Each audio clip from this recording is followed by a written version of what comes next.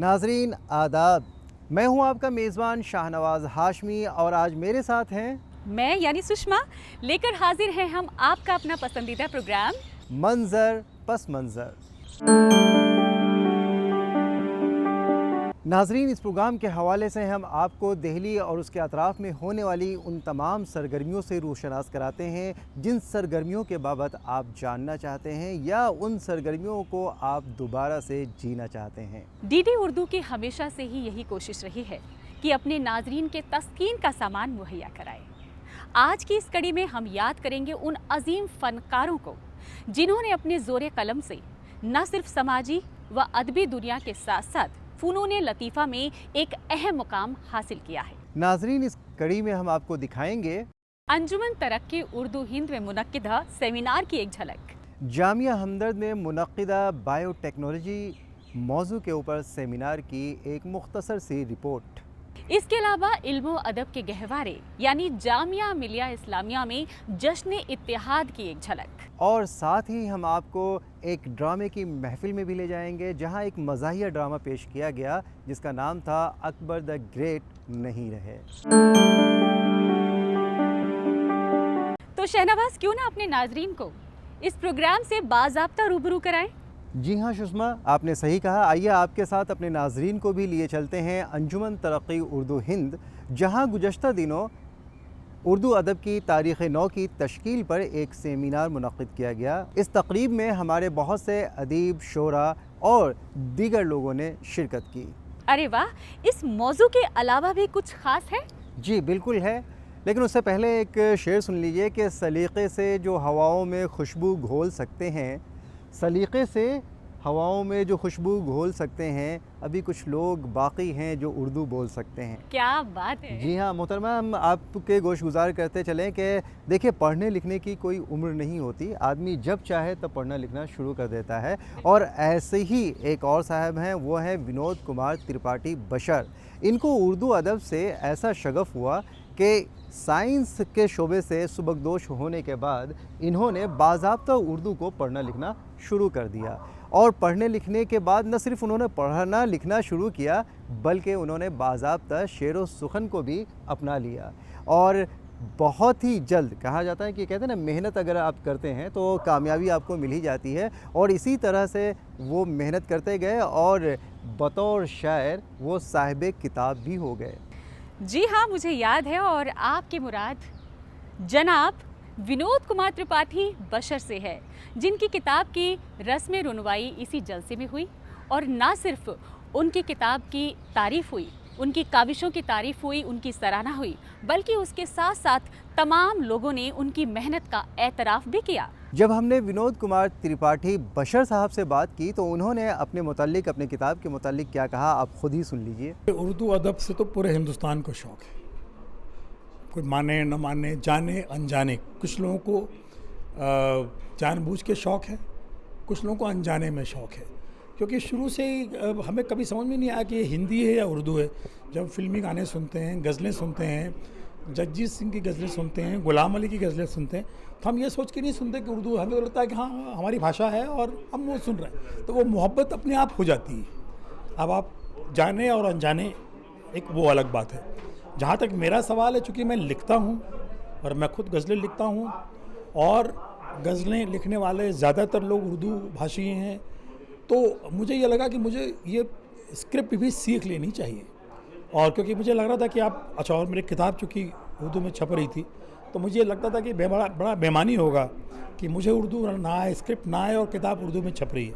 तो वो सोच करके फिर मैंने मेहनत की। थोड़ी सी मुश्किल हुई, शुरुआत में तो बहुत मुश्किल हुई। कई बार तो ये हुआ कि छोड़ो यार, ये अपने बस का नहीं है। लेकिन ये हुआ कि नहीं, क्यों नहीं। आज मैं ये कह सकता हूँ कि 80% मुझे पढ़ने में दिक्कत नहीं होती। कोई नया लफ्ज़ आता है तो ज़रूर जो हमने सुना कभी नहीं है, तो वो ज़रूर उसको पढ़ने में दिक्कत होती है। इतना ही नहीं, यहाँ एक खुतबा भी था जनाब डॉक्टर नरेश साहब का, जिन्होंने अपनी कार आमद बातें भी कहीं। किस अंदाज में कही, आइए सुन लेते हैं। जी हाँ सुषमा, लेकिन उससे पहले मैं आपको बता दूं कि उर्दू अदब की तारीख़ की तश्कील 9 मौजू पर यह थी कि उर्दू अदब की तारीख़ कैसे लिखी जाए, इसके ऊपर उन्होंने खुतबा दिया था। तो आइए नाज़रीन के साथ हम आपको भी सुनवाते हैं डॉक्टर नरेश की ये गुफ्तगू। उर्दू अदब के इब्तदाई तारीख नवीसों से एक बड़ी गलती ये हुई कि उन्होंने अलावा दक्कनी के दीगर इलाकाई ज़बानों के अदब को तारीख में शामिल नहीं किया, जबकि हिंदी अदब के मवर्रखीन ने डिंगल, अवधी, ब्रज, मिथिला, बुंदेली जैसी बोलियों में तख्लीक हुए अदब को अपनी तारीख में शामिल कर लिया। कदामत साबित करने के लिए पंजाबी अदब के मवर्रखीन ने भी नाथों सिद्धों की बानियों को अपने अदब का हिस्सा करार दे दिया। उर्दू वालों को के ऐसा न करने की दो वजूहात हो सकती हैं। अव्वल ये कि वो देवनागरी रस्म खत से बेबहरा थे और मकामी बोलियों का बेशतर अदब देवनागरी रस्म खत ही में महफूज था। दूसरी वजह ये हो सकती है कि चूंकि बोलियों पर मुश्तमिल हिंदी शायरी का बड़ा हिस्सा भक्ति अदब था और मुसलमान मवर्रखीन उर्दू अदब बुत परस्ती और अवतारबाद की शायरी को अदब की तारीख में शामिल करना तो दूर की बात है, उसका मुताला भी उनको गवारा नहीं। साथ ही हमने इस इदारे के डायरेक्टर और दूसरे अराकीन से भी इसके बारे में बातें की। आइए जान लेते हैं खुद उनकी जुबानी। फॉर्चुनेटली हम एक ऐसे ज़माने में हैं जब पुरानी सारी चीज़ें सरपास हो गई हैं। सोशल मीडिया का ज़माना है, इंटरनेट का ज़माना है, हर चीज़ बहुत तेज़ हो गई है, बहुत हमारा एक्सेस बहुत है। जो किताब दुनिया की किसी लाइब्रेरी में हो हमें चाहिए वो हमें 1 मिनट में मिल जाती है। सारी लाइब्रेरीज अब दुनिया की ऑनलाइन हैं, तो ऐसे वक्त में ज़रूरत है न सिर्फ उर्दू बल्कि दूसरी ज़बानों को भी कि वो अपनी हिस्ट्रीज़ को दोबारा लिखें। अंजुमन ने कोई 75-80 साल पहले पहला काम ये किया था कि जो उर्दू इमला है यानी उर्दू कैसे लिखे उसका स्टैंडर्डाइजेशन होना चाहिए। तो वो रिकमेंडेशंस थी हमारे पास जिसकी बुनियाद पे बाकी लोगों ने काम आगे बढ़ाया। आज हमने फिर ये दूसरा काम शुरू किया है कि जस्ट हमने एक इनिशिएटिव लिया है कि भाई हम लोग मिलें, बैठें और ये सोचें कि नई हिस्ट्री कैसे लिखी जाए। उर्दू अदब की तारीख़ नवीसी में अशर नौ तश्कील अपने आप में मौजू ही एक तरह से अपील करता है कि ये अनोखा मौजू है। जाहिर है आप सब सेमिनारों को न सिर्फ कवर करते हैं बल्कि अदबी तंजीमों में आप शामिल किए जाते हैं। आपने देखा होगा इस मौजू पे अब तक बहुत कम सेमिनार इनकाद किए गए, मतलब कम से कम मेरी जितनी उम्र है मुझे याद नहीं है इस मौजू पे कोई सेमिनार रखा गया हो। ये अंजुमन तरक्की उर्दू हिंद की कोशिश है और ख़ास करके कौमी उर्दू कौंसिल बराए फ़रोग़ उर्दू ज़बान, जो आप नाम से ही अंदाज़ा है कि उर्दू के फ़रोग़ के लिए ये लोग कोशा रहते हैं। तो अंजुमन ने इस बार एक ऐसा मौजू इंतख़ाब किया है जिसको तमाम उर्दू दुनिया न सिर्फ पज़ीराई कर रही है बल्कि इस पर आगे भी मज़ीद सेमिनार की गुंजाइश है। क्योंकि देखिए मौजू इतना मुख्तसर है, बल्कि अगर इस पर किताब मुरतब की जाए तो लाइब्रेरी की लाइब्रेरी लिखी जा सकती है। अब तक हमारे अमायदीन और हमारे मुआसरीन और हमारे दानिशवरान ने इस मौजू पे बहुत कम शमा खराशी की। उर्दू है जिसका नाम हम ही जानते हैं दाग, उर्दू है जिसका नाम हम ही जानते हैं दाग, सारे जहां में धूम हमारी ज़बा की है। हम आपको मिलवाते हैं जापान से आए हुए हमारे प्रोफेसर, उर्दू के प्रोफेसर, जो जापान में जापानियों को उर्दू पढ़ाते हैं और ये ख़ुद भी जापान नज़ाद ही हैं। तो आइए आपको भी उनसे मिलवाते हैं। जापान में कोई 110 साल पहले से उर्दू या हिंदुस्तानी के नाम से पढ़ाई शुरू हुई है। तो उसका मतलब ये है कि इंडिया या जनूबी एशिया के साथ जापान के ताल्लुकात जो है बहुत गहरे थे, ख़ास तौर से तिजारती तौर पे बहुत गहरे ताल्लुकात थे। इसलिए हमें इंडिया के या जनूबी एशिया के लोगों से बातें करनी थी और इंडिया के लोग जापानियों से बातें करनी थी। तो आपस में दो ज़बानों के जो इल्म है वो चाहिए थी। इसलिए सबसे पहले वो हमारे मुल्क में उर्दू के या हिंदुस्तानी के नाम से पढ़ाई तदरीस शुरू हुई है।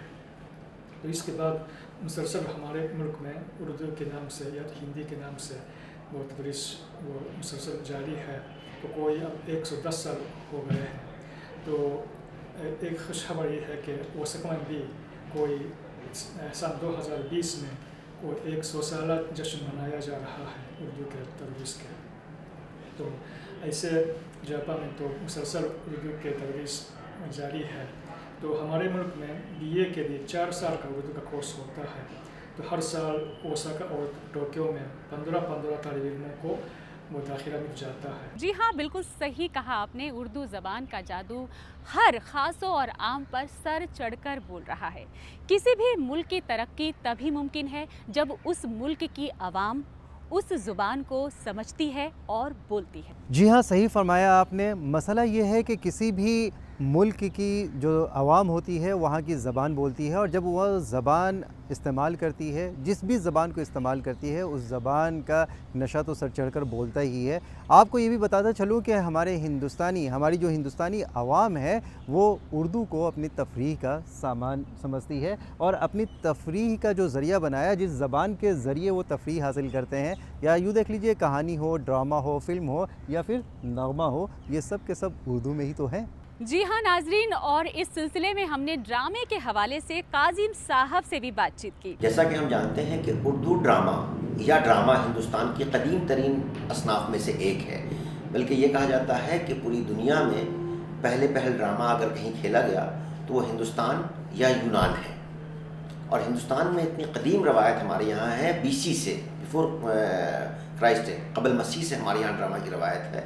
वैसे में उर्दू ड्रामे की शुरुआत 20वीं सदी के निस्फ़ आखिर में शुरू हुई, यानी 1848 में पहली बार वाजिद अली शाह ने ड्रामा लिखना शुरू किया। उसके बाद इंदर सभा की रवायत के बाद पारसी थिएटर का जिक्र आ जाता है सीधे सीधे।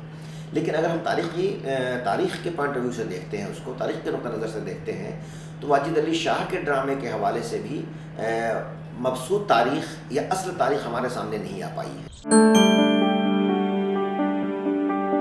तो नाजरीन, देखा आपने कि लोग उर्दू के फ़रोग में किस कदर कोशा हैं और उर्दू से कितनी मोहब्बत है, कितना इश्क करते हैं।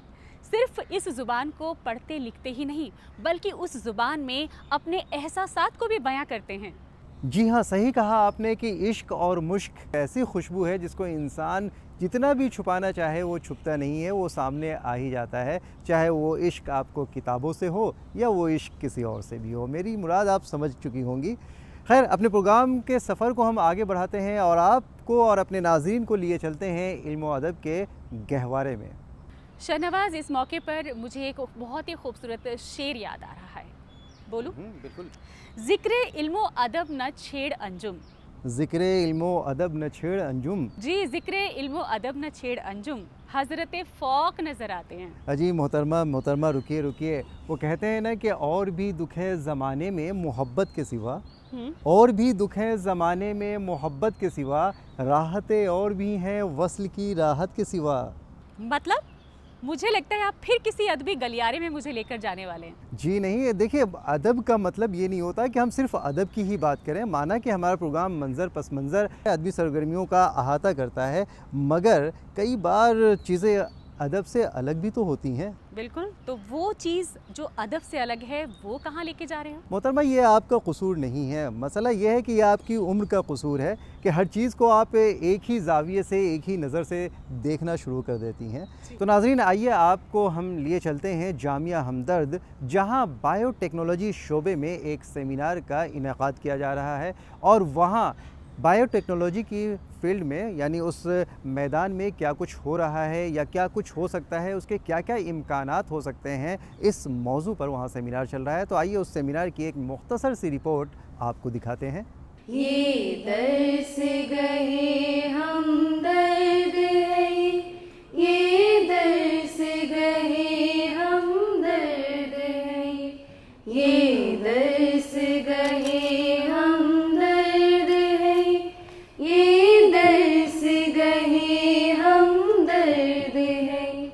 हम इसके चांद सितारे हैं, ये दर्स गए हम दर्द है, ये दर्स गए हम दर्द है, ये दर्स गए हम दर्द है। ताबीर है ये उस ख्वाब की, जिस ख्वाब की मंजिल हिकमत है, जिस ख्वाब की मंजिल हिकमत है। ये शम्मा ऐसी शम्मा है, जिसकी के जहां में शोहरत है, जिसकी के जहां में शोहरत है। कि हमारे देश में बायोटेक्नोलॉजी में क्या क्या काम हो रहा है अभी और क्या काम जो है होने जा रहा है। तो जो है हमने जैसा कि बताया जो है हिंदुस्तान में जो है जो बायोटेक्नोलॉजी है उसको उसमें हमने प्रोग्रेस किया है रिकॉम्बिनेंट वैक्सीन में। हमने बहुत सारी जो है वैक्सीन्स हम बना रहे हैं और जो है हमारी 3 मेन कंपनियां हैं, Biocon, Shanta biotech, Bharat biotech, जो इस एरिया में काम कर रही हैं। प्लांट बायोटेक्नोलॉजी में हमने बीटी कॉटन जो है उसको इंट्रोड्यूस किया कंट्री में और हमें बहुत ज़्यादा उससे फ़ायदा हुआ। हमारा प्रोडक्शन बहुत बढ़ गया, फार्मर्स की इनकम बढ़ गई। हम जो है अब बजाय इंपोर्टर के एक्सपोर्टर हो गए कॉटन के। तो ये जो है 2 ऐसी उपलब्धियां हैं बायोटेक्नोलॉजी की जिसको हमने जो है जो बायोटेक्नोलॉजी ने अचीव किया है भारत में। लेकिन अभी भी बहुत ज़्यादा पोटेंशियल है जो है बायोटेक्नोलॉजी में और स्पेशली एग्रीकल्चरल बायोटेक्नोलॉजी, क्योंकि हमारा देश जो है ये प्राइमरीली एग्रीकल्चरल इकोनॉमी पे डिपेंडेंट है। हर लिविंग ऑर्गेनिज्म जो होता है उसमें अपने को बचाने की शक्ति पैदा होती रहती है। वो ह्यूमंस में भी होती है, छोटे ऑर्गेनिज्म में भी होती है, सब में होती है। तो एक नेचुरल बायोलॉजिकल सिचुएशन है वायबिलिटी के लिए।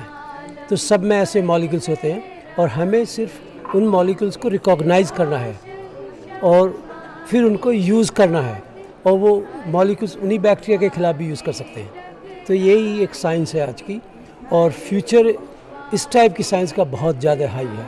बायोटेक्नोलॉजी आज के ज़माने में ये एक नई रिवोल्यूशन ला रही है, जैसा कि मैंने अपने भाषण में कुछ थोड़ा बहुत उसकी झलकी आपको दिखाई थी।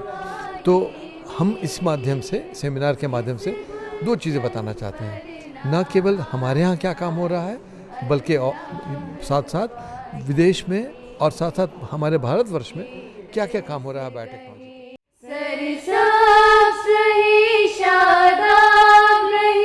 अल्लाह दुआ ये मेरी है, इस गुलशन पर ना आ जाए। अल्लाह दुआ ये मेरी है, ये दर्स गहे हम दर्द है, ये दर्स गहे हम दर्द है, ये दर्स गहे हम दर्द है।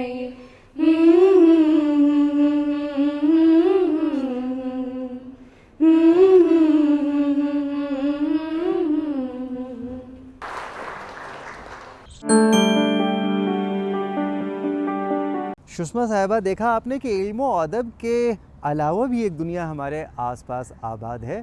जी हाँ, वो है साइंस और टेक्नोलॉजी की। देखिए वहाँ क्या क्या कुछ नए हो रहे हैं, क्या क्या इम्कानात है वहाँ। चलिए एक बार फिर आपको लिए चलते हैं एक और इल्म और अदब के गहवारे में।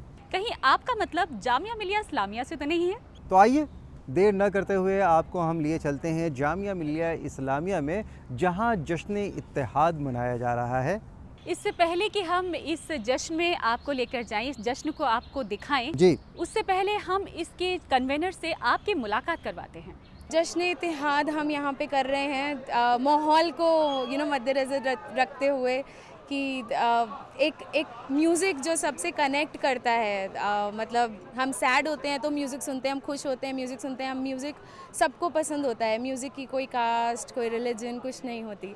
इसी को ध्यान में रखते हुए हमने जश्न इत्तेहाद करा to spread unity through music and poetry. यहाँ पे हिंदू, मुस्लिम, सिख सभी आए हुए हैं और सब मिलके एंजॉय कर रहे हैं और यही हम चाहते थे, यही हमारा एक मोटिव था जश्न इत्तेहाद करने का। ओ लाल मेरी पत रखियो भला झूले लालन, ओ लाल मेरी पत रखियो भला झूले लालन। सिंधड़ी दा सेवण दास की शाबाज कलंदर, दमादम मस्त कलंदर, अली शाहबाज कलंदर, दमादम मस्त कलंदर, अली दम दम दे अंदर। हो लाल मेरी, हो लाल मेरी। हम सारे एक ही प्लेटफॉर्म में हैं, एक ही प्लेटफॉर्म से, एक ही चीज़ में हम एक ही प्लेटफॉर्म में, हम एक ही जगह के इंसान हैं, हम कोई अलग नहीं है। क्या, क्योंकि हम अगर अपने हाथ काटेंगे तो मेरा भी लाल खून निकलेगा और वो भी हाथ काटेंगे मुस्लिम भी, उनका भी लाल खून निकलेगा। उसमें आप डिफाइन नहीं कर सकते कि कौन क्या है। तो वो हमारी यूथ को भेजने के लिए एक सलाम है कि हम सब एक है और एक होके हमें इस देश को बताना है कि कोई अलग नहीं है। यूथ अगर नहीं स्टेप लेगा तो हम इस चीज़ पर आगे नहीं बढ़ सकते। है लक़ब असदुल्ला है, नाम अली है, नाम अली बेड़ा पार लगा झूलेलाल, ओ नाम अली। मैं खुद एक सर्वाइवर हूँ, मेरे साथ एक क्राइम हुआ है, तो हमेशा हमारी जो लड़ाई होती है और वो छोटी छोटी चीज़ों को लेके हम एक क्राइम कर देते हैं। तो मेरा एक यही मैसेज होगा कि अपने आर्ट को और अपनी चीज़ों को हमेशा ज़िंदा रखें और हमेशा ऐसे ही आगे बढ़ते रहे अपनी लाइफ में और जितना पॉजिटिव हो सकते हैं, क्योंकि यूथ अब बहुत एक तरीके से बहुत अच्छे अच्छे कॉज के साथ जुड़ रहा है। तो हमेशा उनको गुड लक और ऐसे ही आगे बढ़ते रहे। Thank you. अली दम दम दे अंदर, ओ लाल मेरी, ओ लाल मेरी। नाज़रीन, इस जश्न में सभी कुछ मौजूद था, यानी हम जिस चीज़ को भी पसंद करते हैं, जिस चीज़ के भी दिलदादा हैं, वो सारी चीज़ें यहाँ एक ही स्टेज पे मौजूद था। यानी एक तरफ यहाँ क्लासिकी मौसीकी का माहौल था, तो दूसरी तरफ जो है क्लासिकी रक़्स का माहौल था, तीसरी तरफ शेर व शायरी की महफ़िल जम रही थी, तो कुछ कविताएं पढ़ने वाले कवि लोग भी मौजूद थे। हाल ही की कविता है जो मैं आपको सुनाना चाहता हूँ, जो मुझे लगता है कि आज के दौर के लिए वो कविता बहुत ज़रूरी है। कि चल धर्म की बात करते हैं, चल धर्म की बात करते हैं, चल मज़हब की बात करते हैं, चल धर्म की बात करते हैं, चल मज़हब की बात करते हैं, कुछ बेवजह बात करते हैं, बातें बर्बाद करते हैं, चल खामखा बात करते हैं, चल खामखा बात करते हैं। चल धर्म की बात करते हैं, चल मज़हब की बात करते हैं, कुछ बेवजह बात करते हैं, बातें बर्बाद करते हैं, चल खामखा बात करते हैं, चल खामखा बात करते हैं। तेरी जाति मेरी जाति, अपनी जाति उसकी जाति, इससे आगे की बात करते हैं। तेरी जाति मेरी जाति, अपनी जाति उसकी जाति, इससे आगे की बात करते हैं। ये जो पूछते हैं बार बार तुमसे मेरे धर्म मज़हब के बारे में, उनको बता देना। ये जो पूछते हैं बार बार तुमसे मेरे धर्म मज़हब के बारे में, उनको बता देना। मेरी छाती सिख है, मेरे तलवे हिंदू, मेरा लिंग ईसाई है, मेरी पीठ मुसलमानी, मेरे बाल बुद्ध हैं, मेरी उंगलियां जैनी। अब बांट लो मैं किस में कितना हूँ या कौन है मुझ में कितना। अब बांट लो मैं किस में कितना हूँ या कौन है मुझ में कितना। अगर मेरे शरीर के अंग का कोई धर्म नहीं हो सकता तो वो कौन लोग हैं जो मेरे शरीर पर मज़हब की मोहर लगाते हैं। नौजवान नस्ल भी अपनी अपनी मौजूदगी का पूरा एहसास दिला रही थी। गोया ये कहा जाए कि ये जश्न वाकई नौजवानों का जश्न था और हर तरह के लोग यहाँ मौजूद थे। इस महफिल में नए नए फनकारों ने अपने लफ्ज़ों को मौसीकी और तरन्नुम का जामा पहनाकर पेश किया। तुझे देखता हुआ कोई तेरे सामने से गुजर गया, तुझे देखता हुआ कोई तेरे सामने से गुजर गया। कभी जो तेरी नजर में था वो चेहरा जाने किधर गया।